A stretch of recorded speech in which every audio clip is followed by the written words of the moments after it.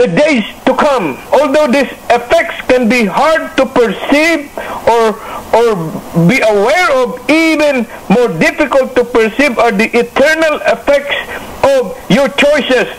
God's plan for His people brings about eternity. This is the message of God. His mercy will bring you to eternity with Him. He's able to see the end result of every decision that you make daily. He sees it even before you make your decision, including the possibility of spending eternity separated from Him in hell. When we make the all-important choice of following God, we start down the road in this life where our day-to-day decisions are guided by His Holy Spirit.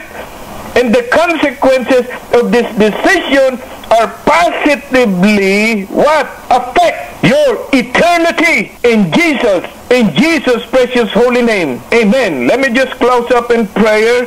Hallelujah. Your choices will affect your eternity and others. Father, in the name of Jesus, it does not take great men to do great things. It only takes yielding of their lives to you. So, Father, sanctify us tonight. Consecrate us through your word, through the hands of the potter. We want our life to totally be in your control. Father, because we realize how important it is for us to be separate from the world. We choose to obey you by never touching things that are unclean in this world. We present unto you our body as a living sacrifice, Lord, in your hand as the pattern of our life. We pray that you will find the offering of ourselves acceptable to you in service. Lord, we are determined not to be conformed to this world. Lord, we pray that you will transform us, renew our minds so that we will be able to prove what is your good and acceptable and perfect will daily, in our daily choices, to be able to ascend to your hill, Lord. And we know we must be totally consecrated unto you under your lordship, set apart for your service. Lord, we realize that through yielding, through submission to your will requires absolute surrender of our will to you, Lord, as our Lord and Savior. Therefore we follow, Lord Jesus, your example to your Father, saying, not my will, but your will be done in our lives, in the life of our loved ones, Lord. And tonight we just want to give you all the glory, the praises, and the honor in Jesus' precious holy name. Amen. Hallelujah.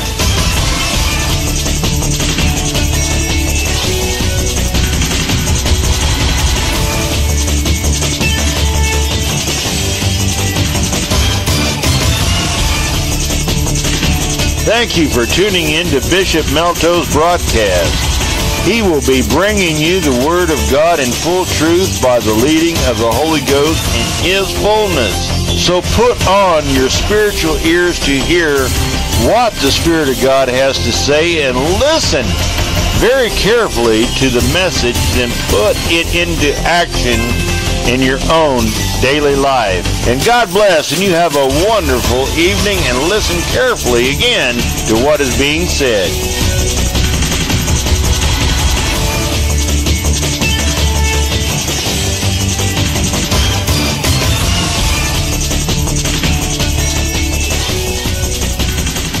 Hallelujah. Good evening, everyone. This is Bishop Mel. We are now in the portion where we can share with you once more tonight the Holy Word of God. The title of the message tonight is God Uses Concern for Others to Move You to Action. God uses concern for others to move to action.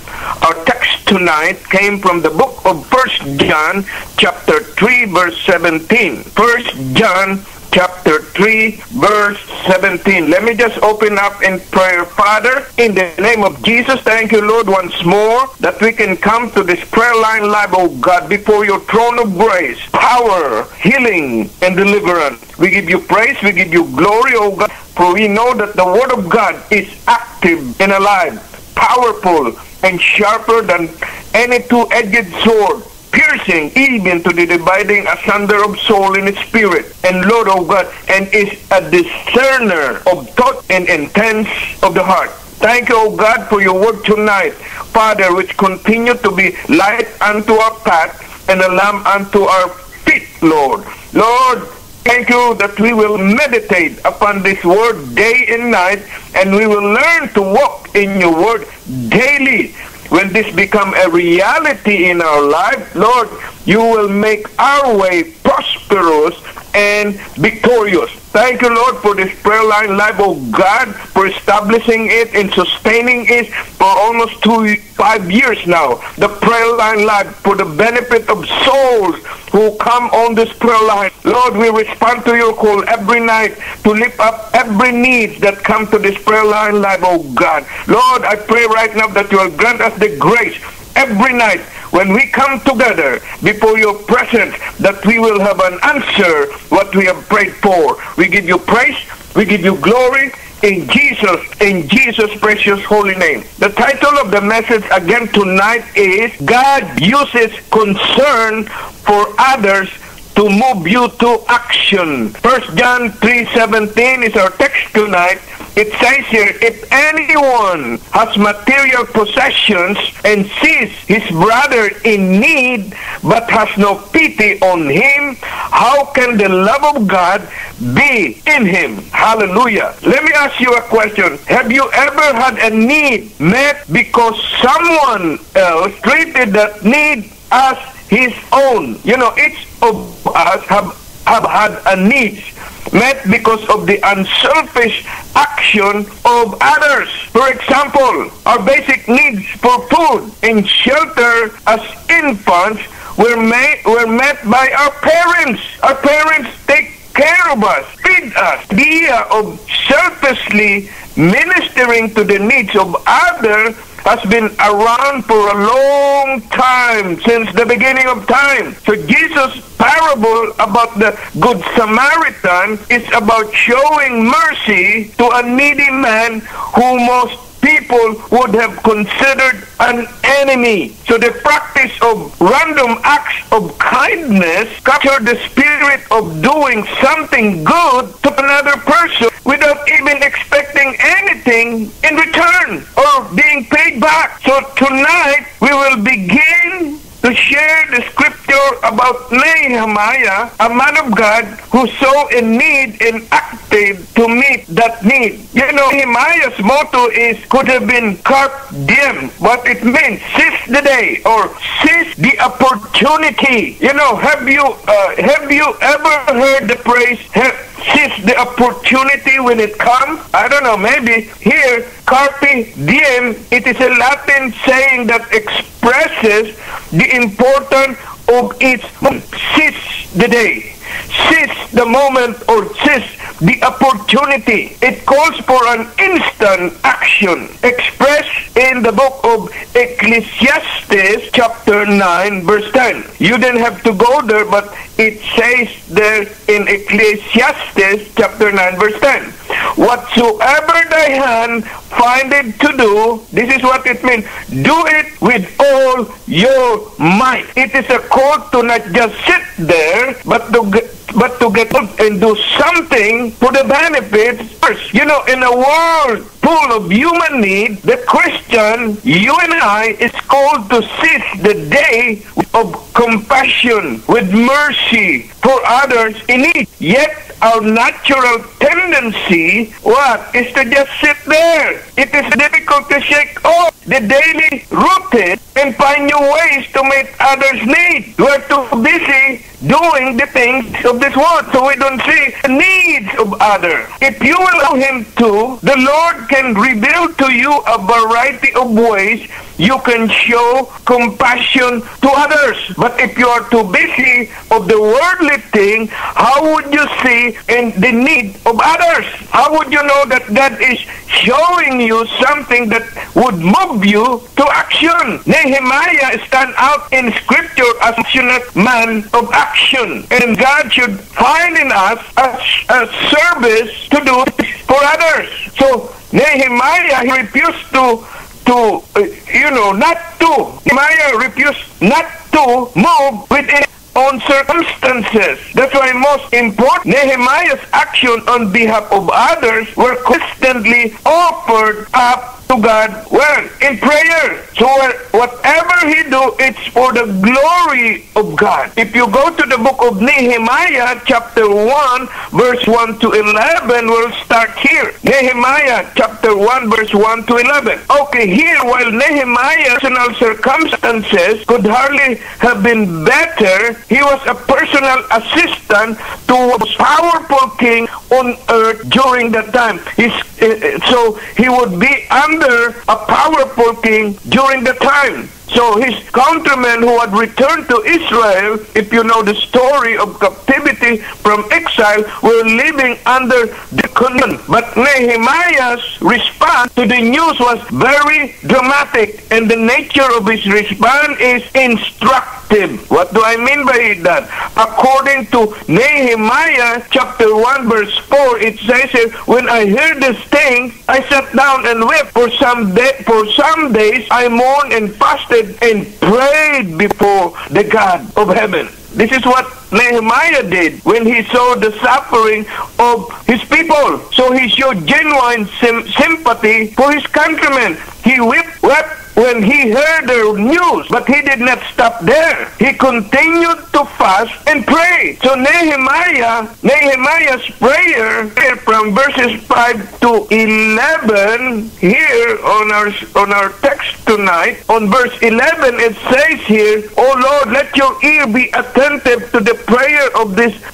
your servant, and to the prayer of your servant who delight in revering your name. Give your servant success today by granting him favor of prayer to the king." So this is the prayer of Nehemiah, verses 5 to 11. Among an immoral, remember this, he lived among immoral, idolatrous society and worked in the level of a godless government, but he is recognized as the Lord God of heaven, the great and mighty God. So the intimate nature of Nehemiah's relationship with the Lord is seen in the next praise. It says here that keepeth covenant and mercy for them that love him and observe commandments. So Nehemiah is God's love. He saw himself a servant who returned that love by serving others. Okay? So Nehemiah's faith was a key element in his prayer and was the foundation for the courage he was to display among the people. That's why working closely with King Artaxerxes, the king during that time, he knew the king could just as easily promote a person or pronounce a sentence of death.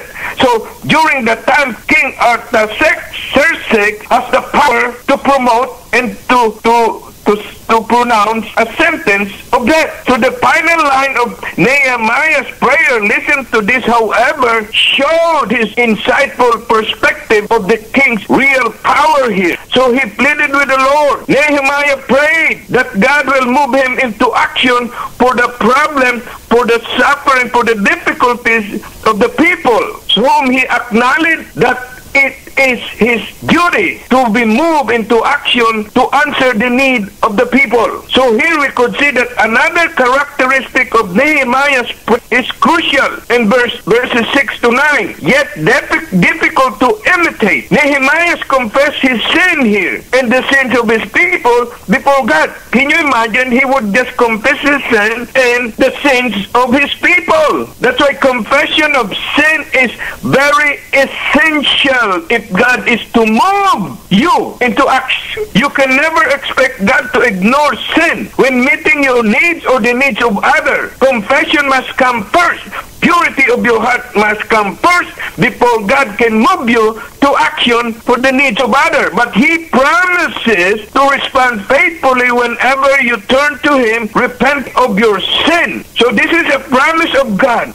He would answer your prayer if you respond in prayer and repenting of your sin. So here we could see, if you want to go to Nehemiah chapter 2 verse 1 to 10, hallelujah. While Nehemiah's commitment to prayer, his next step is so important, willing to become personally involved in the needs of his people. Can you imagine that? Personally involved in the needs of his people. So here we could see that Nehemiah decided instead to seize the opportunity to do something about the needs of the people. Not only did he register plain about the condition of his people, Nehemiah proposed a solution, one that asked everything of the king with no promised benefit to the king in return. So the very nature of Nehemiah's request demanded that he rely on God entirely. So he relied on his faithfulness. He relied on the kindness and goodness of God. That's why Nehemiah is moving to action to answer the needs of the people. So Nehemiah's reliance on God is seen here in verse 4. The king said to me, "What is it you want?" Then I prayed to the God of heaven. Can you imagine? The king asked Nehemiah what he wants. So when Artaxerxes asked him what he wanted, Nehemiah did not jump in with his proposal immediately. What did Nehemiah do? Most of us, when there's opportunity, would jump up right away. But Nehemiah, no, he didn't do it. He said, "So I prayed to the God of heaven, only then did he answer the king." So before he answered to the king question, he first prayed to God of his need because he was trusting God for guidance. Nehemiah could boldly ask the king for permission to rebuild Jerusalem. That the king would even consider such a request, much less fully support the project of him, is so miraculous if the king would approve it. But Nehemiah did it through prayer. If you review the correspondence between Israel enemies and earlier kings recorded in Ezra chapter 4, you can see how natural it would have been for the king Artaxerxes to refuse Nehemiah's request. But Nehemiah prayed first before asking the king. This we should do before asking a request from our Heavenly Father. Pray! Pray first! Confess of your sin! With the Lord working on the king's heart now, because of Nehemiah's prayer, Nehemiah became the recipient of favor. Hallelujah! So now Nehemiah has the favor from the king because of his prayer, because of his confession of sin. So looking ahead, you can see he had been at some point appointed even governor of Judah. He has this reward of praying first before asking the king. At the discretion of the king, he was given an armed escort and letters of safe passage through the provinces. He received letters that acted as an open account on the king's forest for necessary building supply. Remember, he's rebuilding Jerusalem. He's rebuilding the temple. He's rebuilding the things that the enemy ruined. God was with Nehemiah and miraculously provided for him through the favor from the king. That's why when God calls and moves you to action, you may encounter adversaries also. But don't lose heart. God will never desert you. Never. Go to Nehemiah chapter 2 verses 11 to 20. Hallelujah. You know, as believers, you and me, when we see God-given vision begin to be fulfilled, we often want to jump right in and drag events to the conclusion of what we envision. But here Nehemiah had 8 for the rebuilding or planned for the rebuilding of his home city, Jerusalem. He had the king's approval, he had an armed escort, and he has the power of requisition building material. But here, watch this, folks. With all this opportunity, Nehemiah did not rush. They did not do it right away. Why? After 3 days in Jerusalem, Nehemiah had not spoken about his plan. He was using wisdom. Here we could see he knew he was already opposed by others. When you are doing things for God, remember, people will oppose you. There will be opposition on your part. But here we could see that had they known of his plan, the enemy of Nehemiah, they have been taking action against him. But Nehemiah was committed to doing the job possible in restoring Jerusalem. So this demanded careful study of the level of destruction in the city. So Nehemiah surveyed the destruction that was made to the city. So tracing the southern end of Jerusalem, he encountered various levels of despair. And this was crucial information to Nehemiah in order to rebuild Jerusalem. So here Nehemiah outlined his plan to his followers. He reminded them of the very practical need to rebuild the city wall. He also encouraged their faith by sharing with them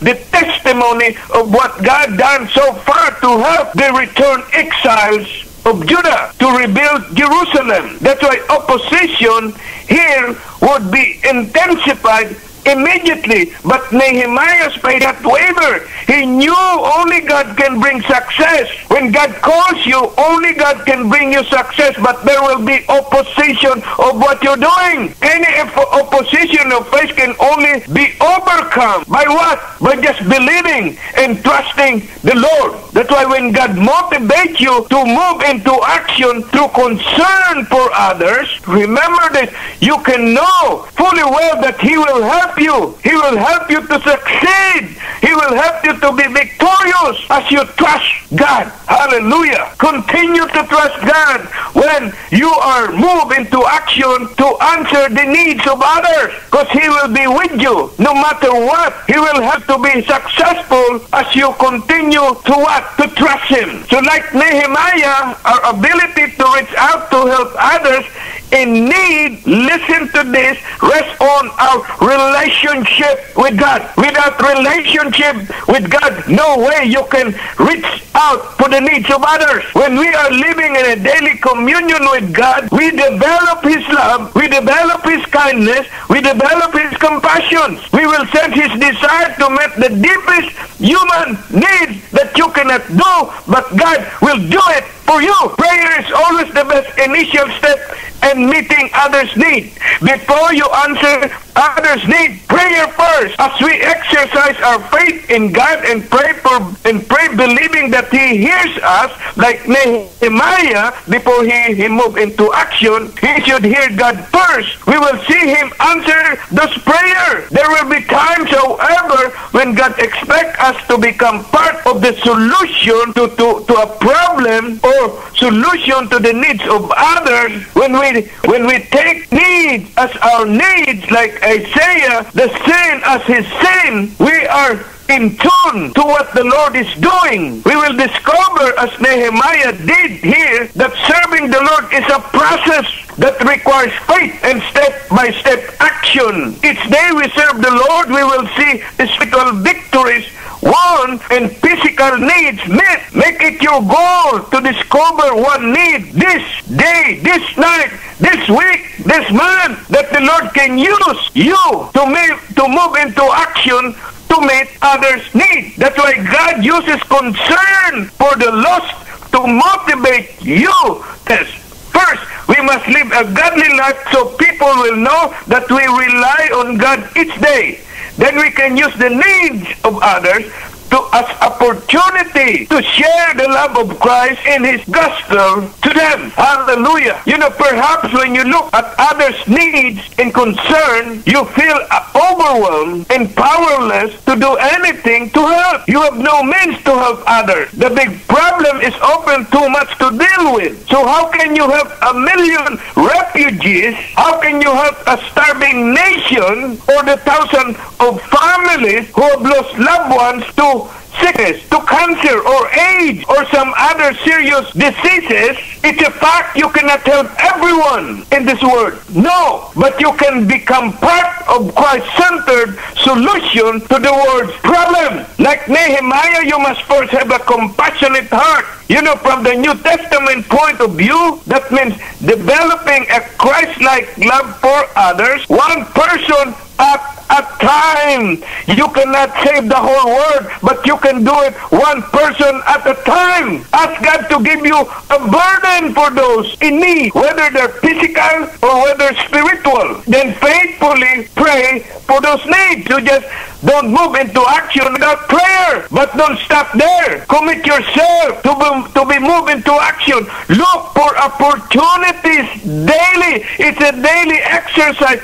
Look for opportunities daily to help individual people who are facing needs in their life. Don't close your eyes. They're all around us. They may need food. They need clothing. They may need spiritual advice. They may need good decision. And you're right there. An opportunity for you to move into action. So ask God tonight to give you the necessary wisdom and resources to be of help to those who are in need in this world. That's why at every stage, Nehemiah committed himself to the Lord and trusted Him for success daily. When your attention remains focused on God as your source, your action can dramatically impact the world around you. In Jesus' precious holy name. Amen. Let me just close up in prayer. Hallelujah. Father, in Jesus' name, help us to remember the words of Jesus, who said that whoever would be the chief shall be the servant of all.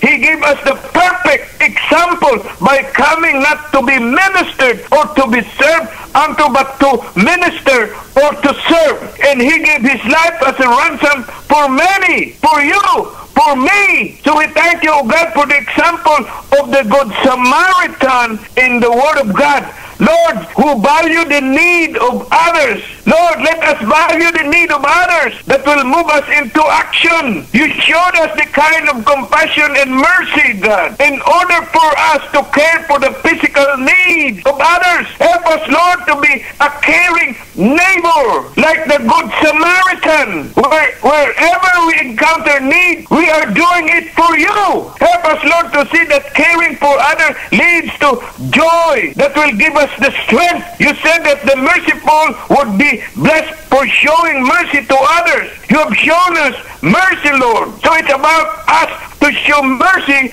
also to others, and showing care for others. Help us, Lord, to do it with cheerfulness, with joy, because we realize what a privilege it is to show mercy to others, because you have shown us mercy also. May we do everything possible to prevent division in your body of not helping others, Lord.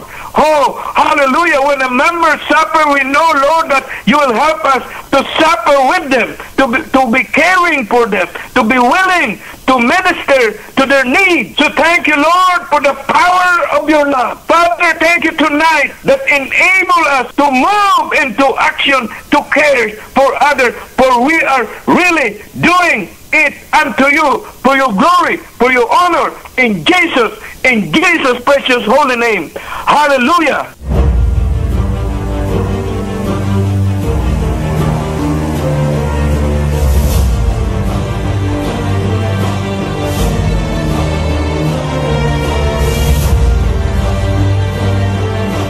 You have been listening to a Consuming Fire Radio audio productions with Bishop Mel Malto as the speaker.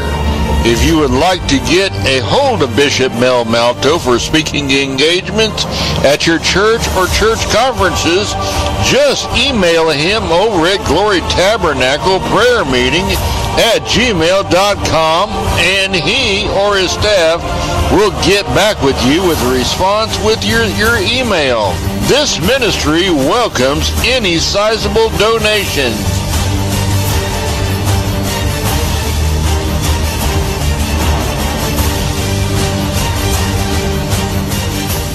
Hallelujah. Good evening, everyone. This is Bishop Mel. We're now in a portion where we can share with you once more tonight the very precious word, holy word of God. The title of the message tonight is God will restore and renew you if you confess and repent. God will restore and renew you if you confess and repent. Hallelujah.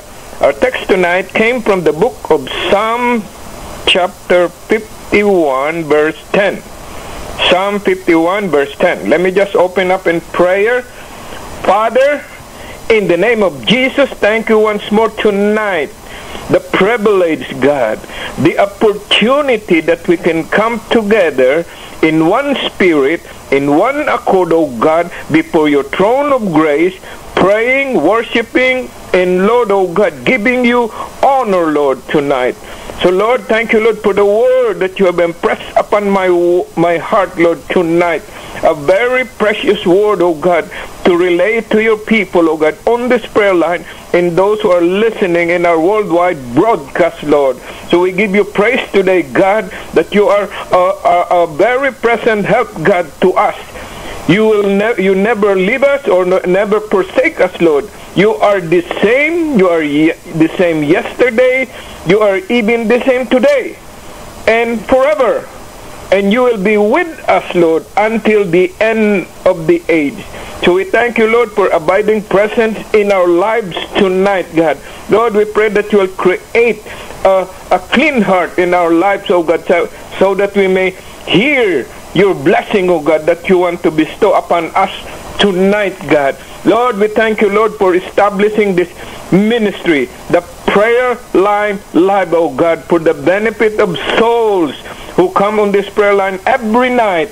Oh God, that we come together Monday, Tuesday, Wednesday, and Friday, God. Lord, oh God, we respond to your call every night to lift up every need that would come to this prayer line live, oh God. So tonight we just want to give you all the glory, the praises, and the honor in Jesus' precious holy name. Amen. Hallelujah. The title of the message again tonight is God will restore and renew you if you confess and repent. The book of Psalm chapter 51 verse 10, it says here, create in me a pure heart, O God, and renew a steadfast spirit within me. You know, at the heart of continuous good health lies a necessary periodic self-examination. Why do you have always continued good health? If you discover a lump or some other change in your body, or you notice things such as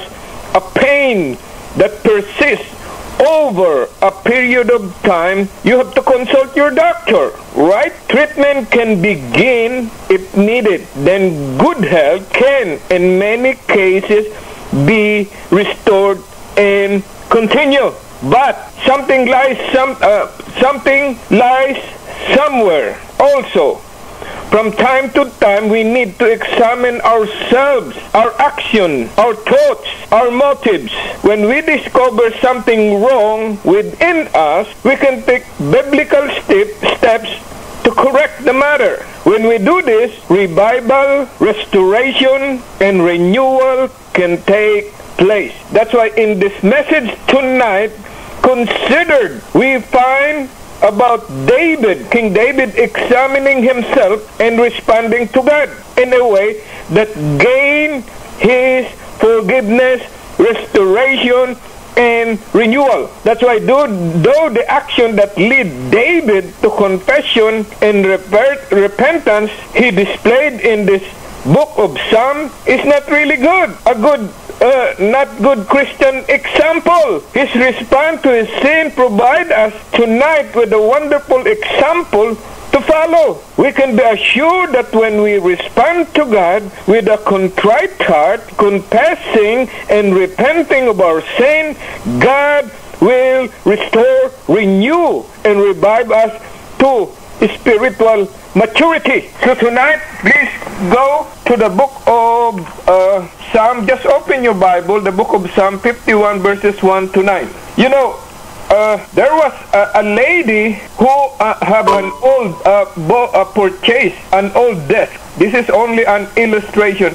He bought an old desk from I believe garage sale, but she saw potential in that old desk, so she began the task of restoring it to its original beauty. It took time and effort, but eventually the layers of colored paint on that disc were gone, and the marred surface had been sanded smooth again. That's why a few coats of stain brought it back to its original beauty. No one who saw it could imagine how awful it once looked. Remember, he bought it from a garage sale. So like the old disc, King David needed restoration. His awful sin had taken its toll. He turned to God in confession and even repentance. And the joy he once knew but had lost to sin returned to his heart and life. So the path that David took to this restoration can be our example today or tonight by anyone who recognizes his or her sin and respond to it as David did. God has not changed. He still restores everyone who confess and repent of their sin. That's why in a book, in our text tonight, Psalm 51 verses 1 to 9, as the heading to this particular scripture reveals, David wrote this in the wake of his adulterous sin with Bathsheba. He's the one who wrote this particular scripture, Psalm 51. Here Nathan, the prophet, had confronted him and exposed the sin he had tried to cover up. So as King David could have disregarded the prophet Nathan and continued his scheme. Instead, David admitted what he had done. This illustrates the first step you must take in order to experience restoration and renewal if you have committed sin. Sin is any transgression against God. That's why if you did the first step like David did, you will go through confession. So what David did reflects what the New Testament would later direct any sinners who desire forgiveness to do what David did. So here David began his confession with a plea for mercy. That's why he said, "Have mercy on me, O God, according to your unfailing love, according to your great compassion. Blot out my transgression." So this is the confession of David, a term that describes undeserved kindness. So David could really make no other appeal here, for his sin demanded nothing but punishment and judgment from the Holy God. That's why mercy is the starting point for all who seek forgiveness and restoration when they committed sin in their lives. Because of the universal nature of sin, no one can hope for any blessing from God based on any merit of his own. But in his incredible love for people, God offers restoration to every person who sincerely confesses his or her sin and desires God's mercy. So here we could see in verse 2 that David then asked the Lord for cleansing. He asked the Lord to clean him up. That's why, wash away all my iniquity and cleanse me from my sin, David said in verse 2. Perhaps you and I can identify with David that his sin had someone soiled him, make him dirty. So sin indeed leaves a stain on every heart, on every mind that committed sin. It sticks to his or her conscience that he committed sin. So like David, your awareness of sin should create in you the same feeling of need for cleansing. And just as David found cleansing through what?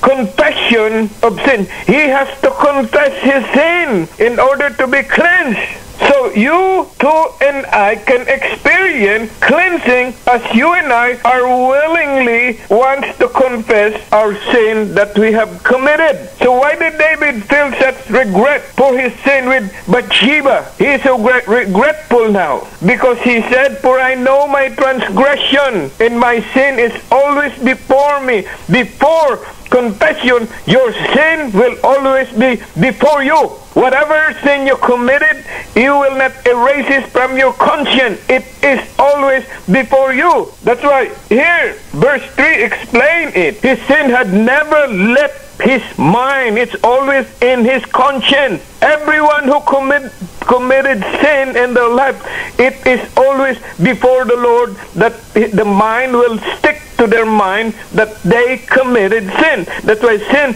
lives behind something we know as guilt. We call it guilt. If your sin remains in your conscience, we call it guilt. You are guilty. You can try to cover up your guilt with probably religious activities or going on a mission or even preaching the word, but none of it can remove the guilt and shame that lingers with us so long as you have not repented or confessed your sin.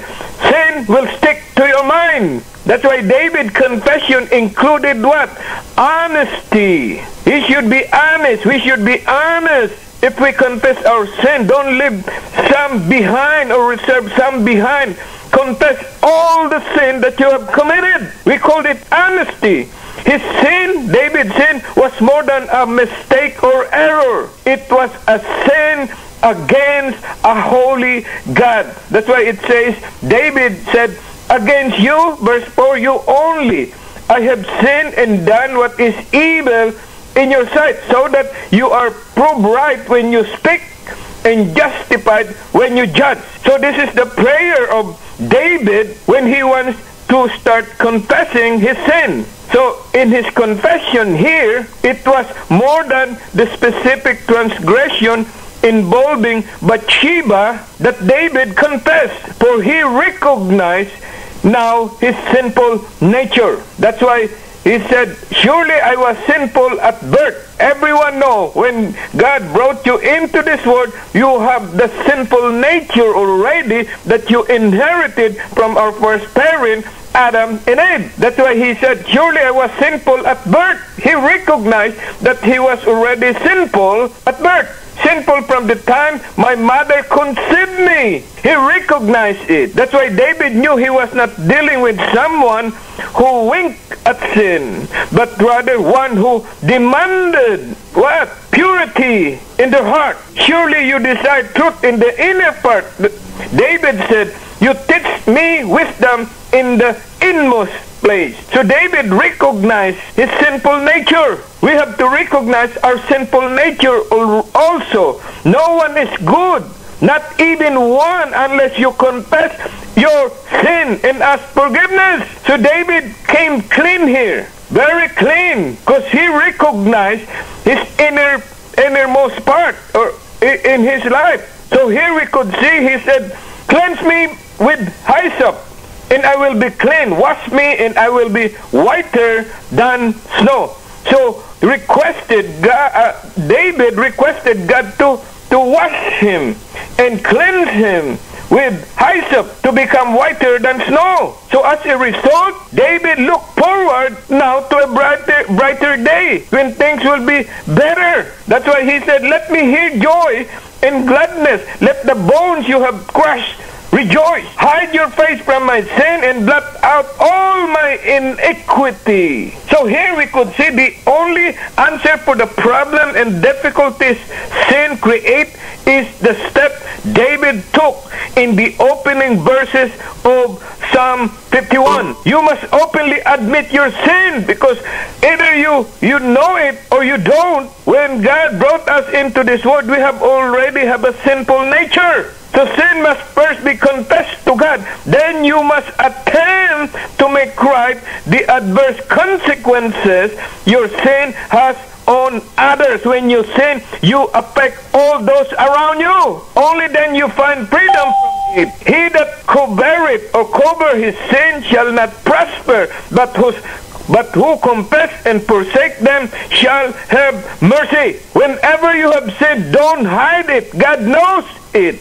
He knows all action that we committed. Go to verses 10 to 19 of the same chapter. Hallelujah. You know, confession is only the first step in the restoration process of your life if you committed sin. That's only the first step. Remember that King Saul, if you're a student of the Bible, confessed his sin more than once, but he never changed. He never changed. He kept on confessing. Sin confess, but never changed. You can find Number 15 verse 24.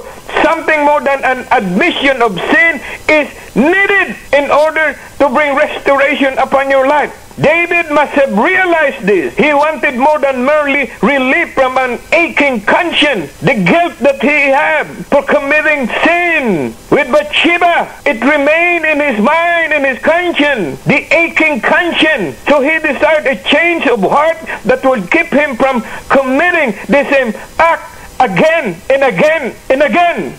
That's why verse 10 says, create in me a pure heart, O God, and renew a steadfast spirit within me. So David now longed for a renewed sense of God's presence in his life. He wants God's presence once more in his life. That's why he said, do not cast me from your presence, or take your Holy Spirit from me. This is his prayer. He wants the presence of God as he confessed his sin and returned the joy he had lost. You know, when you sin, you will lose your joy. You will lose your strength. You will lose everything that God had given you. He did not want to be in the ranks of the sinful any longer. That's why when you sin and you then confess your sin, you will be in the company of sinful people. But he wanted to instruct others in righteousness instead. So when he been forgiven, he was also wanted to instruct others in righteousness. Then I will teach transgression your ways, and sinner will turn back to you. So this is now the desire of David once he is restored by God. So the next few verses of the book of Psalm 51, take note of this, if you will, outline what repentance requires. If you have sinned, there are some elements or factors which require repentance. Verse 14, it says here, save me from the blood guilt, O God, the God who saves me, and my tongue will sing of your righteousness. That's why the first requirement of repentance is prayer. Prayer. How? David cried out to God to rescue him from his sin and remove his guilt. Number 2, commitment. These are some of the steps that someone have to do that would be required in his repenting of his sin. That's why it says that in verse 15, David committed himself to living a better life than the one he had lived in the past. The past is a sinful life. When he committed sin with Bathsheba, that's why someone described repentance in those terms. Repentance is being so sick. Remember this. Repentance is being so sick of sin that you want to quit. So David wanted to quit sinning, and he committed himself to a new life of consecrated service. Number 3, sorrow. You can find that in verse 16 and 17. David knew repentance required a greater expression that the standard sacrifices that the law called for. What God really wanted to see in David was a sorrowful, grieving, penitent heart. And he wants to see the same in you and me when you committed sin. So now David saw his whole world improving in the aftermath of a true repentance. That's why when you repented of your sin, if you committed sin, your life will be improved. Verse 18 and 19, and this will happen to you and me when you repent of your sin and move toward renewal, revival, restoration of your life. Go to the book of Psalm 30, verses 1 to 12. 30 verses 1 to 12. You know, sins bring only momentary happiness. It's not permanent. Happiness is not permanent when you sin. It's only temporary joy, temporary happiness. After all, there is a pleasure in sin for a season. Hebrew 11:25, spiritual renewal brings something much deeper and far more lasting. What? Joy. Through peace, and through love. David beautifully pictured this joy in another psalm he wrote in the book of Psalm 30, verses 1 to 12. In verse 1, he spoke of being lifted out of the depth in triumph over his enemies. That's why renewal brings you out of the low places sin takes you to. Sin will take you to despair. Sin will take you to depression, emptiness, and shame. It brings you to a place of freedom as well when you repented of your sin. The sin that once triumphed over you no longer holds you. That's why David also spoke of healing. Verse 2, word to apply to overcoming sin. Sin is more than an act. Remember this. It is a habit. It's a way of life.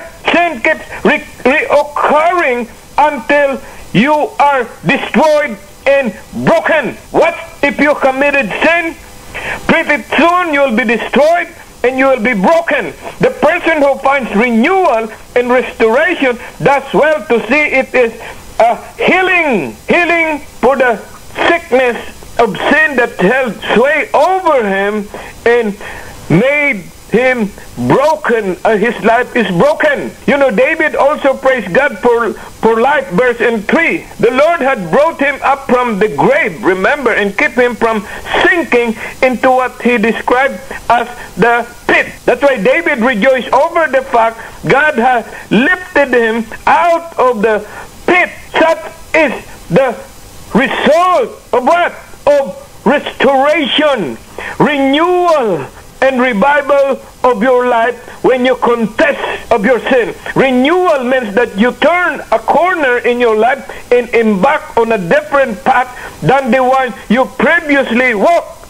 The sorrow and darkness of sinful behavior have passed, and what happened? A joyful new day begins. Hallelujah! Experiencing this transformation is the experience of every person who repented of their sin and given forgiveness from God. David recognized this, admitting that once he felt secure, but that his sin had robbed him of that. He praised God. How did he find this way to this better place he now described? How? By crying out to God for mercy. Hallelujah. You can find that verses 8 to 11.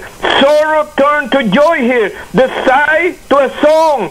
You turn my wailing into dancing. Verse 11. You remove my sackcloth and clothe me with joy, that my heart may sing to you and not be silent. O Lord my God, I will give you thanks forever. That's what David said. David knew he would be forever grateful for the restoration, renewal, revival God had given him. You will as well when you follow the path of David walk, confession and repentance. Both may seem to pose difficulty for human with pride. If you have a prideful spirit, you'll never experience renewal, revival, restoration, but they provide the only reliable path for enjoying the abundant life that sin robs from you. Hallelujah. You may not have committed the same sin David committed, but you can still find yourself in need of what David sought in the wake of horrible sin he committed.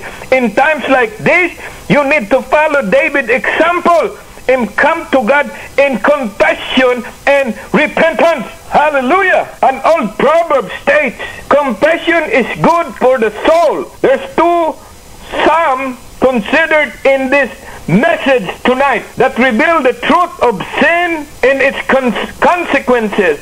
The soul finds renewed vitality in admitting and confessing his or her sin.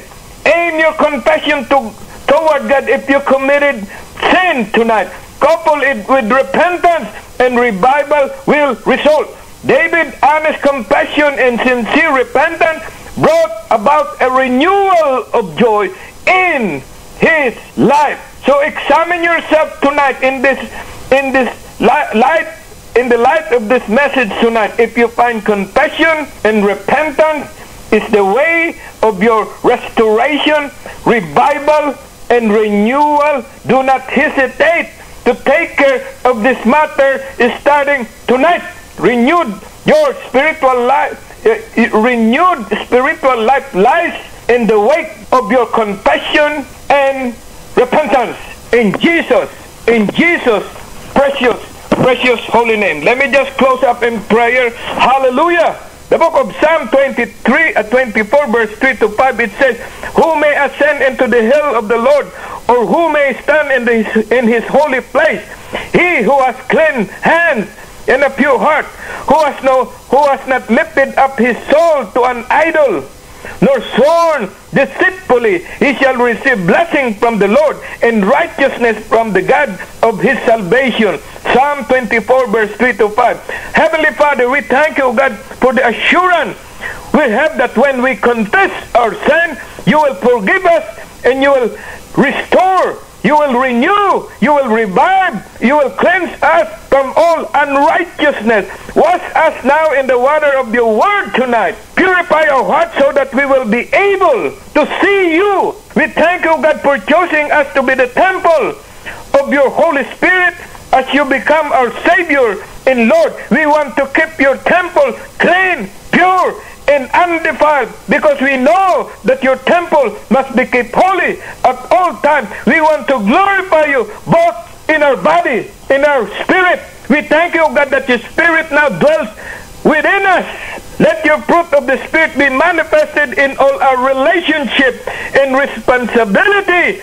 Starting tonight, we choose to walk in love, in peace, in joy, in patience, meekness, gentleness, faithfulness, goodness, and self-control through the power of your Spirit, starting tonight, for your glory, for your honor, in Jesus' precious holy name.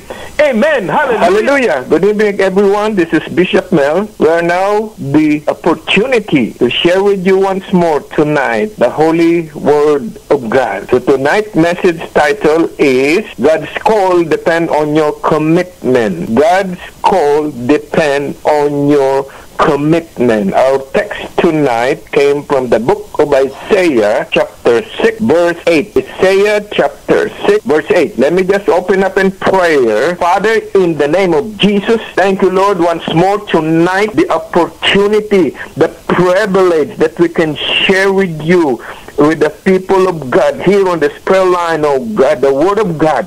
Thank you, Lord, for your sustaining power, that we have the strength every night that we can come together here and share the Word of God. Thank you for your Word that you have impressed upon my heart, which continue to be a discerner of the thoughts and the intents of the heart.